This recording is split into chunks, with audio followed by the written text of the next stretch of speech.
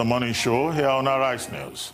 We're at this point going to spend some time to talk about the instability caused by the recent coup in Mali and what West African leaders are doing to resolve it. And of course, what could be the upshot if the regional efforts fail. Joining us now from our Rise Abuja studio for this is international affairs consultant to organizations such as ECOWAS, the European Union on Development Communications, Peace and Security, and the media, a journalist, former war correspondent in Liberia and Sierra Leone, and an author, Paul Ejime. He has served on ECOWAS short and long-term election observation missions to several countries, including Mali, in 2018. He has also provided corporate communications and advocacy support to the ECOWAS network of electoral commissions, ECONEC, the umbrella organization of electoral management bodies in West Africa. Paul Ejime, good morning and welcome to the program. Hello. Thank you, my brother Ruben, and good morning, my sisters there, and very good morning, Arise listeners. Yeah, good morning. How are my people? Arise viewers, yeah. How are my people?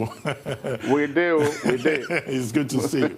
Well, quickly, could you help us? We are good. Could you help us define what the big issues are in Mali and how strategic Mali is to regional security and peace, which is the main concern of the ECOWAS heads of state and governments?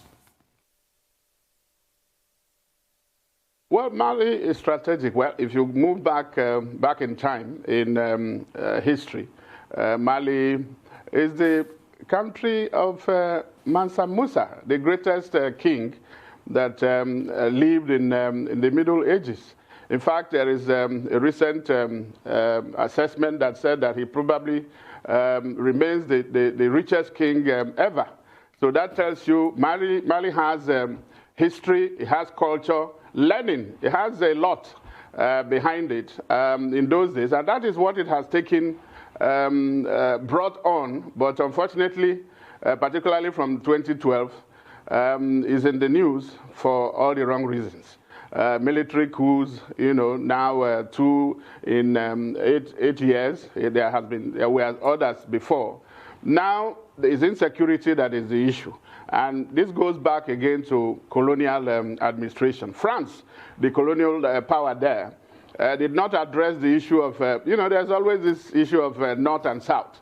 Northern Mali is neglected, and they have become a breeding ground for insurrection, militancy, terrorism, Al-Qaeda, ISIS, and all kinds of military, including Boko Haram. You can't rule that out. So, and that is the reason whatever concerns Mali now concerns the Sahel and then ECOWAS. Sahel because remember that Libya used to have a strong man, Muammar Gaddafi. He's no longer there. He used to be the stabilizing factor.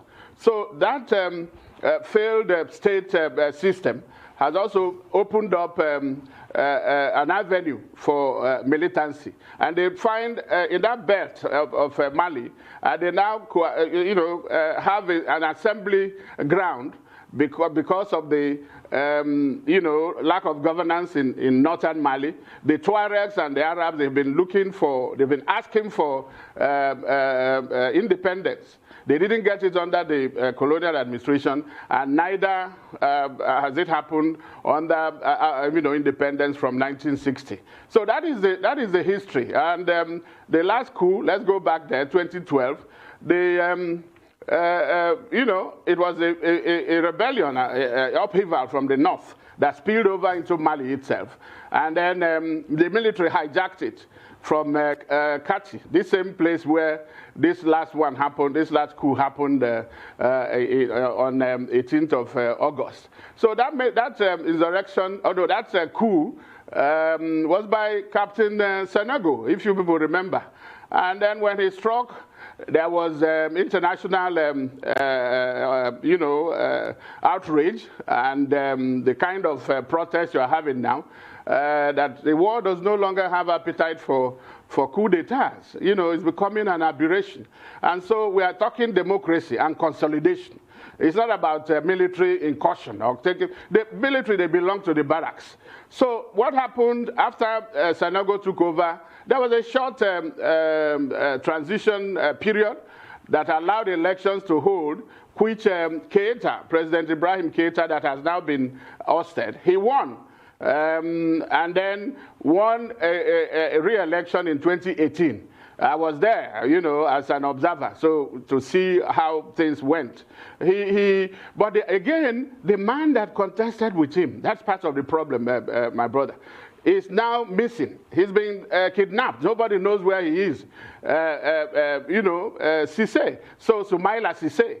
So, you know, and that is kind of, those things grew, you know, the insurrection in the north now moved into the mismanagement and poor governance by the Keita administration.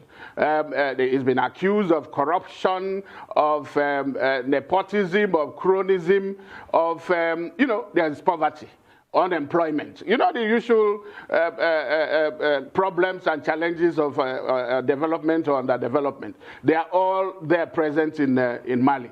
So that was what happened, and then he capped it on. He didn't, you know, he didn't do much to accept, you know, put himself in glory. He conducted an election in March and April of this year during a pandemic, and then that created a problem because the result became very contentious and, you know, disputed. The opposition said that he used the Constitutional Court to corner some of the seats, 30 or so of them. And that is why when ECOWAS now moved in, first with former President Jonathan, your former boss, so he got in there and started, it wasn't a new place for him because he was there as president.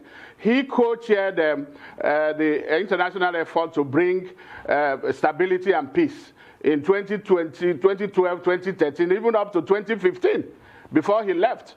With the coach, the other person was the now deposed former president of Burkina Faso, Blaise Compaoré. Well, you know what happened to Blaise Compaoré. Perhaps that is what has also happened to Keita. People power removed Blaise Compaoré. The same people power has also now removed Keita. So ECOWAS moved in with your boss sent by ECOWAS to go and mediate. He went there. He tried his best. Went in, then the 5 ECOWAS leaders also went. You know, remember the big 5, Nigeria, Ghana, Senegal, Niger. Niger occupies the rotational chairmanship of ECOWAS Heads of Authority. And then, which is the other country that I haven't named, Ghana, Nigeria, yes, Ghana. They all went, and it was actually a good one for them because many of the heads of state have never stretched their legs in, there had been a ban on international travels. So they went and then also tried what they did. But that effort has been seen as trying to defend incumbency. They thought that, you know, they thought ECOWAS was, because the conditions they gave was, you know, the opposition, they were asking for the resignation of Keita. And then the arrowhead of that is one imam trained in Saudi Arabia, Imam Mahmoud Diko. He seized on it and became the, you know, the leader under what you call the June 5 movement.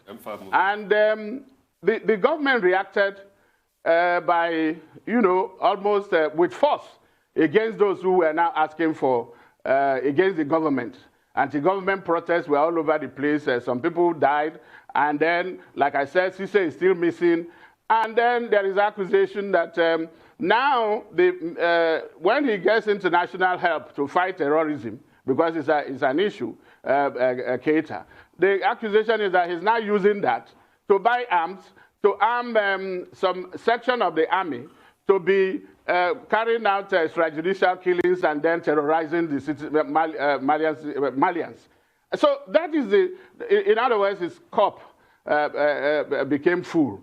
And that was why, while former President Jonathan was now briefing Nigerian President Buhari on what has happened in, I think, his second visit, then the army struck again on the 18th of August.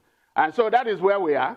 When that happened, like I said, there is no appetite. Everybody, the whole world, they are now crying foul. But Malians, it's as if you saw the jubilation, it's as if, well, what they didn't get under mediation or under anything, military has given it to them because they detained, they arrested all the senior officials, including Keita, who has now been released, the Prime Minister, and then many officials. So they are saying now, and then whether he was forced, I think apparently he was forced. The way he spoke, if you look at his countenance, you know that he wasn't a normal situation. Or, well, maybe it was a new normal.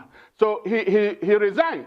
And then while ECOWAS were saying, well, we'll bring him back, the man has now said, well, he does not have, he's not going back. He's gone. So they released him. I think he's now on house arrest under the, watchful eyes of the military. Now the military, there's what they are now doing. What they are now doing is what you may call consultation and consolidation, because what has happened is that since in Mali they have support, but outside ECOWAS has said suspended Mali, EU has done so, UN, EU, and America, they have suspended training of military, and then France too. They were all doing, and ECOWAS has also gone on with sanctions, no monetary financial flow and all that. All right, but so now I think the goat has left the pains. Yes, please come in, my sister. Thank you very much for laying the background to the issues, deep-rooted issues that date way back. But from all that you have said, let me question two of them. You talked about the security situation in the northern region that might have been a trigger. But how possible is it for, for us to blame a government for not handling the security situation that even the international community failed to handle? And secondly, the role of the opposition. The opposition, seems to see this as an opportunity and is siding with the military. But could this backfire? Is this not a repeat of what happened in 2012? Because when you side with the army, they ditch you. Exactly. The army will come with, the usual thing. They will even try to transmute, remove their khaki and then put on bada or whatever traditional robe that people wear. I think that era is now going, and then whoever is backing that knows that you are backing a tiger. It's either you end up in the tiger's stomach, but it won't work. That is the issue. Now back to whether we can blame the government in Mali. And that is a good point, because Mali, the government in Bamako really never had control over the whole territory. In fact, about 30% of the territory of Mali, very vast. The government was in government but not in power. They didn't know what was happening there, but maybe France and by the way, yes, you had what you call MINUSMA, the UN mission. They are about, between 13,000 and 15,000 in Mali as we speak. And so you'll be wondering, what are they doing? Then France has what you call Barkhane Operation Mission, which is also, most of them are in the north, where the Malian authorities, maybe they are visiting absentee government. But these people are there. And then illegal mining is taking place. So, but here is the issue. Keita promised that he was going to stop this insurrection, and that's why they are holding it against him. That you promised us that when you get to power, now you have done 5 years, getting to almost another 3, that's 8. Mali is still where it is. It's still an issue. It's still a problem to itself, and then to the Sahel, and then to ECOWAS. So that is why they are. By the way, the UN is spending about $1.1 billion US to maintain MINUSMA. France is spending about 800 million to keep the forces there. So you can see the amount of investment that is going on, both financial and then human capital that has been deployed. And then you wonder, why is it now becoming a failure? That all of them, even when the government of Mali, well, they don't have the army to stop anything, why has the international community not been able to? So there is a failure of strategy, and I think in previous talks I have talked about the fact that even ECOWAS too, they need to re-strategize, recalibrate, rethink the strategy. It is not working. One will be to make it more inclusive, hear what the pains of Malians inside, and then begin to reconcile it with what the international community is saying. Well, we don't want coup, fine. But by the way, the military has bought itself some support. We are talking about a transition for 3 years. Well, nobody will give them 3 years. But ECOWAS has now, at the last summit, they have given them, they say, well, do what you have to do within 12 months. And so whether that was enough, they are working with it, and they're now meeting the opposition. You mentioned the opposition, whether by aligning with the military, whether it's not a wrong strategy. But what is the option? Like even Keita himself, when he resigned, he said, well, in this case, what option does he have? The opposition, what do they, in fact, the political parties, I think the military is now trying to meet with them, civil society. They met with the M5 RFP, those who led that, and they have agreed to work together on this transition. But what is clear is that under the ECOWAS proposal, there should not be, the military should not head the transitional government. You have a head, a civilian head, and then maybe a civilian prime minister, and then and whoever participates in it cannot be part of the election that will hopefully see Mali exit this perennial crisis. Okay, if you can hear me, I just want to raise 3 points. When you track back, all of this started pretty much 2012, 2013, just like after when Senegal came in, there was crisis by the Tuareg rebels in the north. François Hollande, then the president of France, brought in a couple of Dassault Raphael fighters. It was supposed to be for 6 weeks, but the French have stayed longer than ever. My first point is the role of France in all of this. Secondly, the role of young people, the youth. I mean, when you look at the antecedents of the region, the young people have always played a role, and they played a prominent role too in this M5. If you remember what happened in Senegal, it was the Yenema movement, you know, that pulled out Abdoulaye Wade from Senegal, and you know, was instrumental in getting Macky Sall in. And it looks as though it's been in this region. In fact, it was said that Amani Touré, Tete, as it's fondly called, did say that if you don't take care of the youth in Mali, they'll take care of us. That was a prelude to the last coup. And finally, they did get on the streets. The role of the young people, too. And another thing is this 1 year. It's not just good, you know, to let the military go now, because looking at this 1 year, the ECOWAS is giving them, it was just like the same arrangement they were trying to have with Sanogo before Sanogo was proven stubborn. Exactly. Let me start with the last one. The French will say, plus ça change, plus la même chose. The more things change, the more they remain the same. I think that is applicable to Mali. So now, this is the situation. Youth is always a problem. I think they have said that this century belongs to the youth, not just in Mali.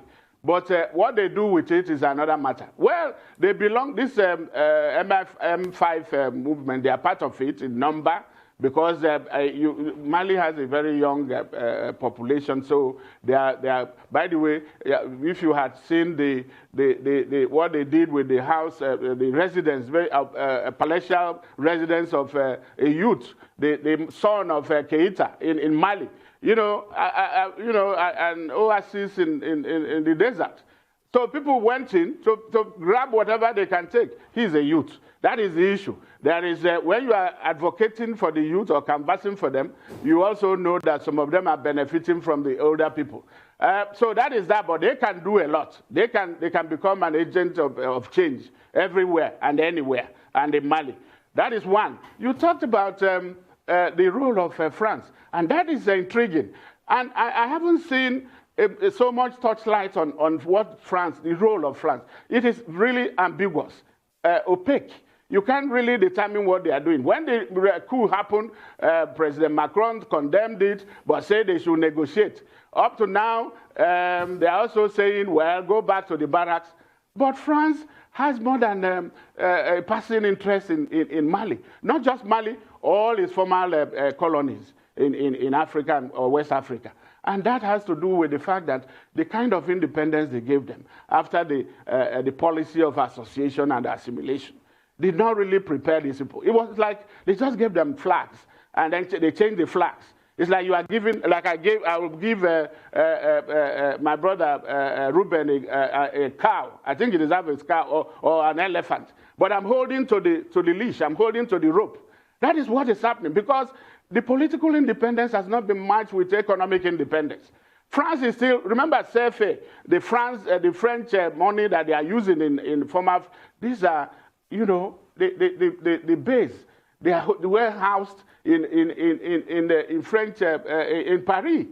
And what can you do with that kind? What can you do with independence without economic empowerment? So that, and then France is there. You talked about the period they said they were going to stay, but they are not going out soon. They will tell you they are there in number. In fact, there is the pact that they signed. They call it continuation of colonization. And here, or colonialism, it means they have defense pact that allows French troops to be stationed in the former colony. In fact, the French ambassador under that pact, I don't know whether it's still functioning, you can call for a change of government or take over from elected, that is how bad as it is. And then I know that I wrote in, Ruben published that when he was in The Guardian, what I call the bitter lessons of flag independence. It was on Côte d'Ivoire, but can also be applied in Mali. What is happening is that this guy, you know, what they have is as if you have given them a task to perform, but you have not given them the tools. They are, you know, really suffering. You know, so they can't think for themselves. They cannot take any decisions without referencing Paris. And then what I was going to mention is, do you know that some of these countries are still paying France for buildings that they have in African countries? You know, the parliament in Côte d'Ivoire, I mentioned it. And then why was it easy for them to smoke out Gbagbo in Côte d'Ivoire? They built that place, and they know every, you know, all the, you know, secret places. You saw Gbagbo when he came out, he was looking like a rabbit with a wife. They know what so that is the part of the problem, but nobody is addressing it. I'm glad that you have raised it. And it is part of what ECOWAS and the others. France cannot continue. By the way, when this happened, it was France that went to the UN Security Council to get, you know, resolution condemning it. But that is as far as it goes. What happens after that? And that is the issue. You can even bring so many Goita. There's a Goita now, Colonel Goita. Bring Sanago, bring everybody. If you don't address these things, you know, root causes, the triggers and drivers of conflict and insurrection and things that make Mali ungovernable. If you don't address them, whoever, even if it took my brother Abati there, well, I'll pray for him that he will succeed. But that is how bad as you know, the situation is. So what they are doing, you have mentioned it, 12 months. Is it not likely to be what a roller coaster? You go back to ground zero. That is what they should watch out for. There have been agreements. There was the Ouagadougou agreement, Algiers agreement, because you can't even solve the problem in Mali without, if you don't bring Algeria, Mauritania, all those countries in the Sahel into the picture. Because it's not just the ECOWAS. And that is what makes it very complex and complicated. So it requires, the strategy that is piercing, that has the possibility that it will be effective, not just being effective on paper, but in implementation. And then make the provisions very clear, transparent, honesty. Those who are negotiating it, you are not. It's not a case of my people will say, okay, go, but we are not. But you pull back. No, you have to do it in a way that is inclusive. It is transparent. It has the interests of Malians at the center. It's not for foreigners because who wears the shoe, knows the pain. The Malians are suffering. They are in poverty. Somebody talked about sanctions. The people that they feed from the farm, when you put on sanctions, they are not even, is this elite that will bother about when you put anything in sanctions? Because that is how bad. So, but the Mali for itself and then for the region.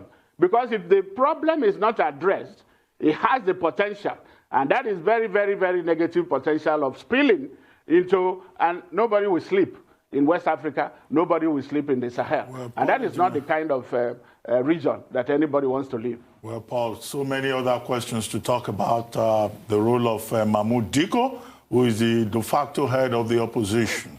And then we could also spend some more time on the issue of France and lessons that African leaders can learn from what is unfolding in Mali. But we want to thank you very much for joining us this morning. We'll have another opportunity to explore the Mali situation further.